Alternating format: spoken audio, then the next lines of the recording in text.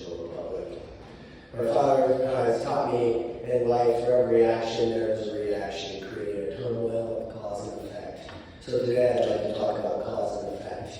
So right now currently there's EPA violations going on over at the Coleman Mill on 13th Street. They're tied into your guys' fire hydrant, which is allowing them to do them EPA violations and allowing the concrete to run down and down the street. You know, we have a waterway there. I got into it one time to talk about God's water. I'm going to talk about it again today. All right, that watershed, where all of that has the potential to contaminate the water, is now can be heading down into the Minnesota Creek and then into the Muskeno watershed, which you know, we are supposed to protect our watersheds, and the farmers have also been totally stripped of the rights of these watersheds and protected wetlands, but yet you guys do not see a problem to immediately fix this.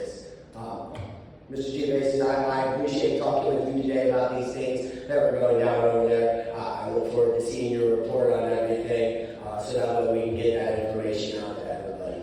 Now, another thing of cause and effect. Now, the man that ended up killing the man in the homeless encampment, I actually knew him, and there's a whole cause and effect from this, that now I can see a problem here. So, a while ago, I actually had a video on Facebook, I'll resurface it if I can, of me and my father actually stopping the health department from illegally seizing his property within the fence line. And then they brought the police out there. The police were not called out there, they were brought out there. Then, so that the whole cleanup, which what I saw coming out of that cleanup was all useful things such as lawnmowers, motor parts, all things that this man used to make a living and pay his rent and survive and not be homeless. His mother had a heart condition. These people are closely related to me through marriage. I do not condone his behavior of what happened out there, because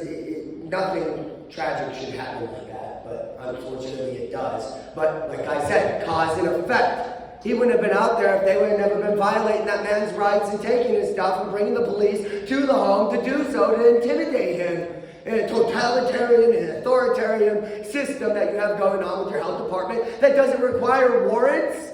Come on, it's a government entity. It's a warrantless search and seizure. Where's the warrant?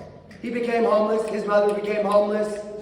He traveled around finding a home for his mother because she needed power for her life vest. But he remained homeless because he needed to provide for his elderly mother. Deo Patri Amicis. God bless. Thank you, Jason.